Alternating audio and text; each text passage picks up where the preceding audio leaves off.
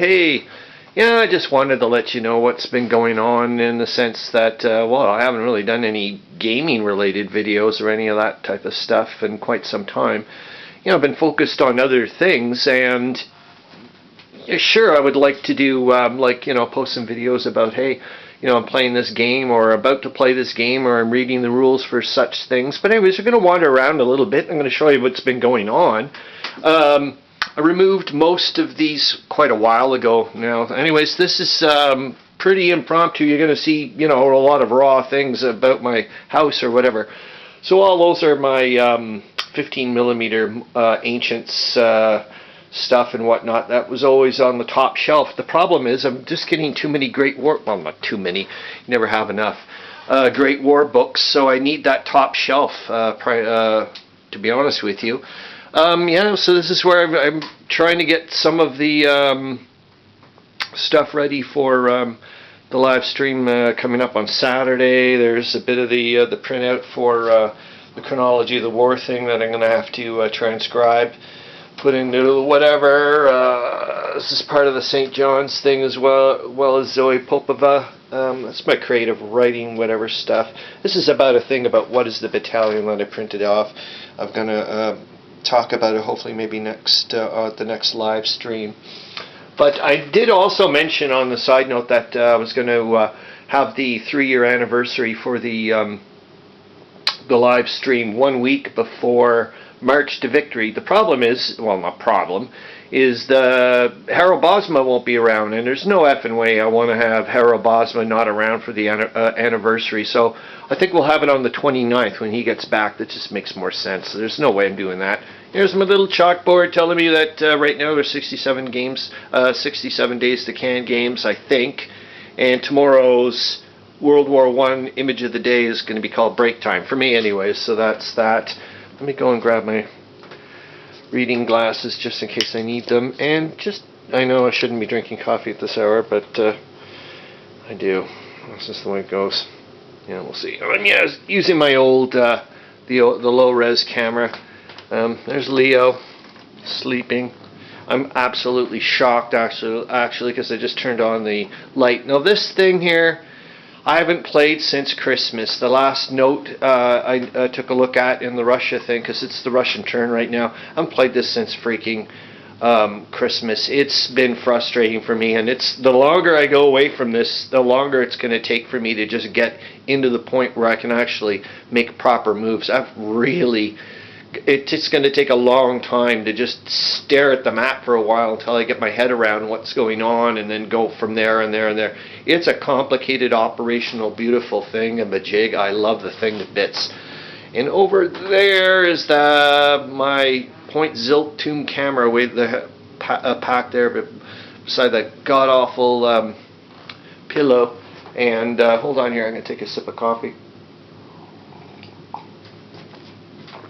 So anyways, this is going to take some time for my head to get wrapped around, that's for sure. But boy, I can't wait to get back to this. I keep forgetting how good it makes me feel when I'm playing this game. So I'll have to, yet again, make some time for it, that's for sure. Those are all the little books that whatnot to help me out what's going on. There's the Russian journal, and each side has their own little journal, and then there's the Grand Campaign journal, and there's my normal gaming journal, or everything journal, what the hell's going on type of thing. So like I said, this is pretty raw, so yeah, it's a laundry thing. As you can see, my Doppeldecker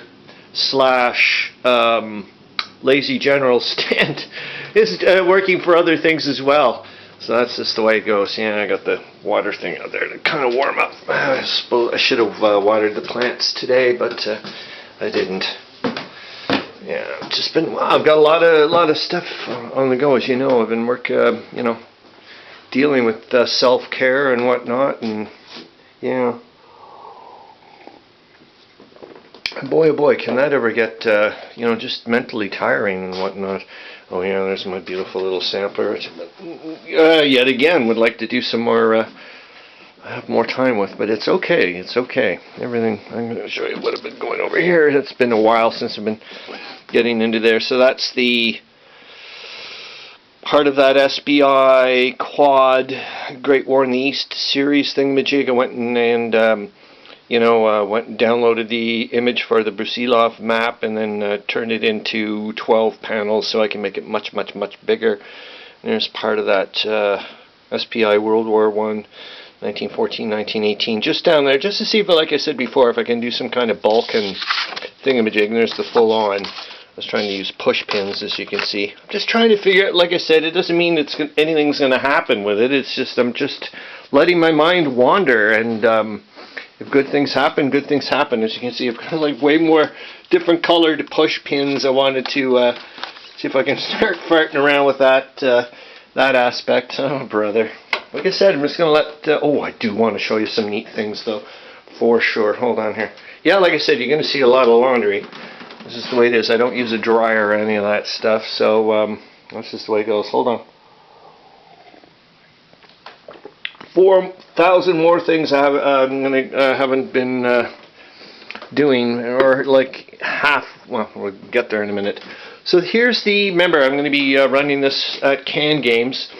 I did do a few things. I just got the setup here. Oh, goody! Actually, I get to talk a little bit about what I'm going to do. I was taking a look at the initial movement. So what I've done here, it's kind of like I've said before, kind of a blend of the historical setup and the free-form setup, or whatever the heck it's called. So I set it up historically, but then it's kind of like the free-form movement. So the Allies get to move first. And different in the sense for the freeform is that Central Powers of Germany's already invaded Belgium, you know, that type of stuff. The only other thing I did, because it's, you know, not the greatest scan and all that stuff, is I went and used some colored dots, as you can see over here. Hopefully, I don't know. So I went and used, blue for the city, half green for dependent supply city, full green for independent, and so on and so forth, just to kind of help me out a little bit. And then for the victory things, whatever. Anyways, for the initial, like I said, that means the Allies are going to be allowed to move first. And as far as I know, I can get the British Expeditionary Force to move to Antwerp, which would be kind of neat. So we're going to do a little funky jiggling around here, I think. As long as I can't move from one enemy zone of control to another, but I can move out, you know what I mean, and as long as I, stick within my 5 movement points, I should be fine. Yep, that's it. I'm gonna have a good old time with that. Yeah, I like this. Looks good with the little dots. I'm good. I'm okay with this. Everything looks all right. And I'm still. Oh gosh, Still sitting here. I've been trying to figure out ways of looking at,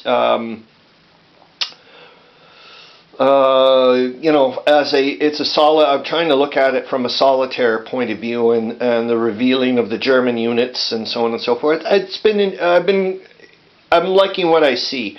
Right now, what I now need to do is take a look at what would be the troops represented at that scale if each hex is 400 meters, that type of stuff. Like, what would that counter mean? You know, like what am I looking at? A battalion scale here, a regiment? I don't mean each counter would be a regiment. Oh my gosh, but you know what I mean. It's trying to look at that type of stuff. I'm getting into beating quite a bit, so my lazy general is now turned into a lazy crafter, I guess you could say. Hold on, I need to get some glasses. I might as well use these ones. Because I've also, yet again, trying to think outside the box. It's due to the fact with the Hissy Cat thing, which I haven't been doing nowhere near enough, his postcard jam there, postcards from the front. Just trying to think things outside the box. Doesn't mean anything's going to be used this way. I'm just trying to, like as you can see, I used a little one-hole punch, bit of string here. I've also got some of that stretchy bead thing. I'm just trying to look. It doesn't mean anything's going to happen. I just want to look at certain ways of looking at things. Here's the Brusilov thing down to a one-pager. Just put that here, and then I was like, okay, where's your thing? And you know, what's the distance? If there's some way I could have like a, I don't know. I don't know. Like I said, nothing it doesn't mean anything. It's just I'm just looking at what kind of mechanisms is going on here, and what kind of whatever. So here's just the other sheet. Could I pop that string over here and do another? I don't know. Who knows? There's a game I think I purchased at War Game Vault, France 1914. It's pretty. I don't know if I've got the. Hold on here. Yeah, like I said, this is pretty impromptu. You can even see laundry, the whole whatever. Yeah, I just haven't even looked at the whatever, but I just wanted, it looks very, well, look at the map. So, and it's easy enough I can stick that in paintbrush and add a bit of color, you know what I mean, towards the forest if I wished, and that type of stuff. But, oops, my finger again. I got the Vimy Ridge thing out here because, well, due to the fact that the battle is coming up, and we're doing 1917 anyways on the live streams.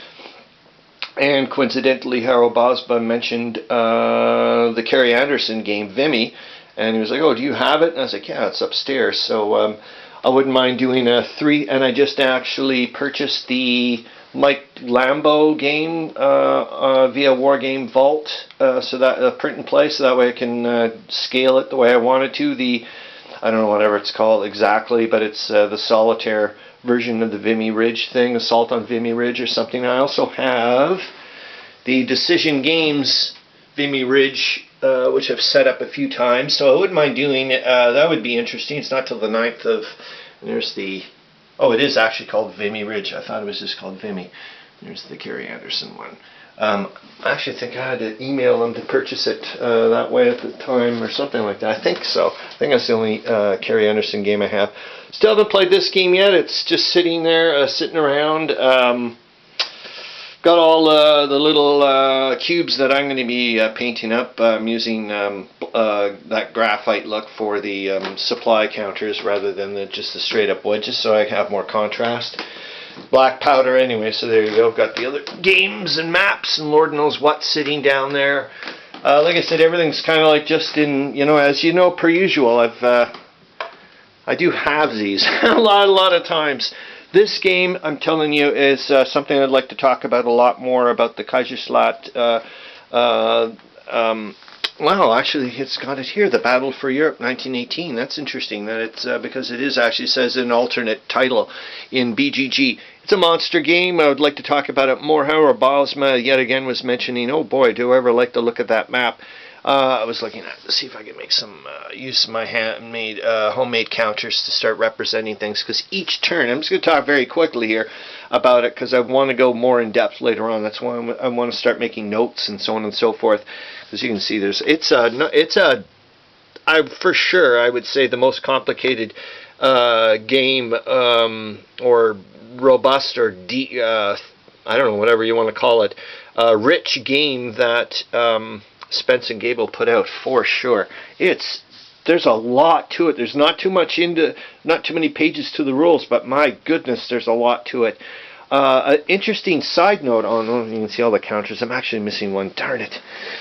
And Noble Knight said, "Oh, you got the full complement." I'm missing just one. There's also an interesting difference in some of the counters between the Excalibur version and the Spence and Gable one, which I thought was interesting. So we'll see. There's still looking at the rules. I want to talk about it more for sure at some point. But the interesting thing is the previous owner has. And there's tons of errata or tons of discussion about, is it Joe Yost? I think it's Joe, don't get me into that. I think it's Joe Yost that was doing a lot. And oh, no, Kerry Anderson, for goodness sakes, what am I saying? So there we go, around the world we go. Has a ton of discussions about that he had, I guess, talked with Richard Spence, or one of the two, anyways, I'm not sure. The previous owner has all this interesting little bits of errata as well, so I thought that was interesting, and then has this thing which seems to have been from the actual designers, but it's not mentioned anywhere, but it's 16.0 player notes. I didn't see it presented in BGG. I haven't seen it anywhere else as well. And lo and behold, if you look at the rules, the last bit is 15.0, I do believe. So, yep, designer notes. And then so they don't have anything else afterwards. So I find that rather interesting. That's about it, I guess. We'll leave it at that. Yeah, what a sweetheart of a map for sure. But it's busy, and I can't imagine that each turn is one day. Oh my goodness gracious me! This is a beast and a half.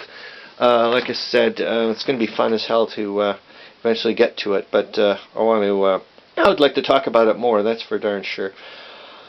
Oh, but that's it. All right, let's go and see how this goes. Hope you're having fun. See you later. Nope, forgot to hit the thing.